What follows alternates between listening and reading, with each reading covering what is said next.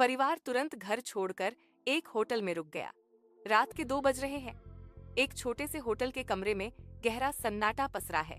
पिता अपनी कुर्सी पर जड़ बैठे हैं, जबकि माँ बिस्तर के कोने में डर से दुबकी हुई है। अरुण और मीरा नींद में तो हैं, लेकिन उनके मासूम चेहरों पर खौफ की लकीरें साफ दिखाई दे रही हैं। अचानक मेज पर रखे पिता के फोन की स्क्रीन खुद जल उठती है।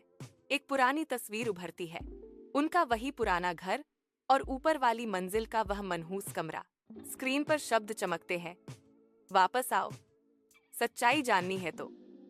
माँ कांपते हाथों से पिता का हाथ पकड़ती है और फुसफुसाती है, नहीं, वहां मत जाओ। लेकिन पिता खामोशी से फोन जेब में डालते हैं और कार की चाबियां उठा लेते हैं। अगले दिन की तेज धूप भी उस घर की वीरानी को कम नहीं कर पा रही थी। वे भारी कदमों से सीढ़ियां चढ़ते हैं। पिता जैसे ही ऊपर वाले कमरे के दरवाजे को जोर से धक्का देते हैं, दीवार के पीछे एक गुप्त रास्ता खुल जाता है। अंदर का नजारा देख सबकी सांसें हलक में अटक जाती हैं। दीवारों पर अजीबोगरीब निशान बने हैं, मोमबत्तियां पिघलकर जम चुकी हैं और छत से सैकड़ों पुरानी तस्वीरें लटक रही हैं। पिता एक धूल भरी पुरानी डायरी उठाते हैं। पन्ने पलटते ही अतीत की काली यादें सामने आती हैं। सालों पहले घर का मालिक यहाँ रस्में निभा रहा था। वह इन तस्वीरों के जरिए मासूम आत्माओं को हमेशा के लिए कैद कर रहा था।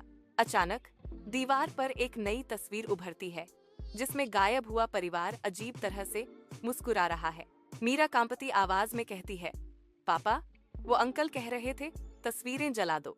पिता बिना पलक झपकाए सारी तस्वीरें और डायरी बाहर ले जाकर आग के हवाले कर देते हैं। जैसे ही लपटें आसमान छूती हैं, घर की वह ठंडी और भारी हवा गायब हो जाती है। शाम को जब परिवार दूर जा रहा होता है, पिता पीछे मुड़कर उस खिड़की को देखते हैं। वहां अब कोई नहीं है। कार में मीरा धीरे से कहती है, पापा, वो अंकल अब मुस्कुरा नहीं रहे थे। उन्होंने बस कहा, थैंक यू।